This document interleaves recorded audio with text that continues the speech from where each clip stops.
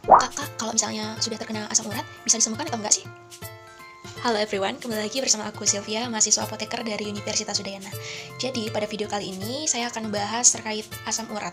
Mungkin hingga saat ini, masyarakat Indonesia masih sering bingung ataupun tidak mengetahui apakah sebenarnya asam urat itu bisa disembuhkan atau bagaimana. Nah, sebelum saya lebih mendalam menjelaskan terkait apakah asam urat itu bisa disembuhkan atau tidak, pertama, sebaiknya kita harus mengetahui terlebih dahulu apa sih sebenarnya asam urat itu. Jadi, asam urat itu merupakan suatu zat buangan yang tidak diperlukan lagi oleh tubuh, yang biasanya asam urat itu dikeluarkan oleh ginjal melalui urin. Akan tetapi, ketika terjadi penumpukan asam urat di dalam tubuh, itu menyebabkan terjadinya penyakit asam urat atau secara ilmiahnya itu disebut dengan hyperurisemia. Secara biologis, asam urat itu sudah ada di dalam tubuh kita. Nah, asam urat ini bisa terbentuk karena hasil metabolisme atau pemecahan dari purin. Purin itu merupakan suatu protein yang sebenarnya itu memiliki manfaat pada tubuh, akan tetapi ketika terjadi penumpukan purin atau pemecahan purin yang berlebihan dalam tubuh, itu akan menyebabkan peningkatan kadar asam urat dalam tubuh kita. Hal tersebut menyebabkan terjadinya hiperurisemia atau penyakit asam urat itu sendiri.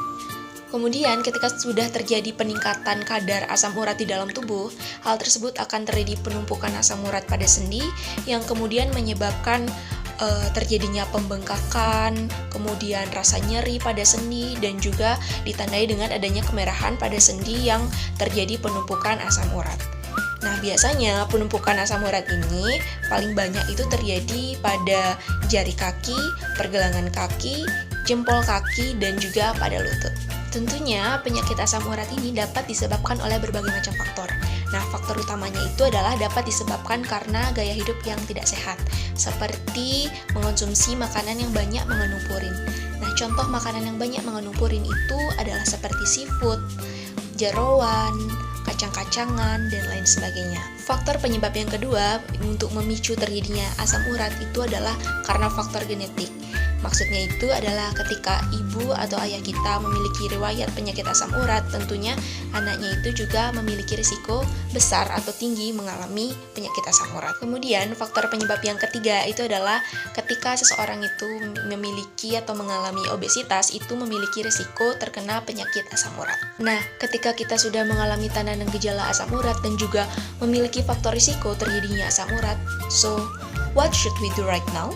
Pertama, sebagai aksi pencegahan supaya tidak sampai terkena penyakit asam urat atau hiperurisemia itu adalah dapat dilakukan dengan cara mengubah gaya hidup menjadi gaya hidup yang lebih sehat, yaitu seperti menghindari konsumsi makanan yang banyak mengandung purin seperti yang telah saya jelaskan sebelumnya. Yang kedua itu adalah rutin minum air putih, dan yang ketiga itu adalah rutin berolahraga sekitar 3-5 kali dalam seminggu. Nah, beda cerita lagi nih kalau misalnya kalian sudah melakukan pengecekan kadar asam urat dan kemudian hasilnya itu adalah kadar asam uratnya itu tinggi. Nah, kemudian pengobatannya itu gimana sih? Nah, jadi untuk pengobatan asam urat itu sendiri adalah terdapat 2 sasaran yang harus dilakukan. Yang pertama itu adalah menghilangkan rasa sakit atau nyeri atau radang pada sendi. Kemudian yang kedua itu adalah untuk menurunkan kadar asam urat itu sendiri. Sasaran yang pertama itu adalah untuk menghilangkan rasa nyeri, maka biasanya dokter itu akan meresepkan obat-obat yang dapat menghilangkan atau menurunkan rasa nyeri pada sendi akibat dari penumpukan asam urat tersebut. Seperti obat golongan NSAID yang biasanya itu diresepkan contohnya colchicine yang berfungsi untuk meredakan rasa nyeri pada sendi yang mengalami asam urat. Kemudian untuk menurunkan atau meredakan rasa peradangan pada sendi itu biasanya diresepkan obat golongan kortikosteroid, contohnya itu adalah prednison. Kemudian sasaran yang kedua itu adalah untuk menurunkan kadar asam urat itu sendiri.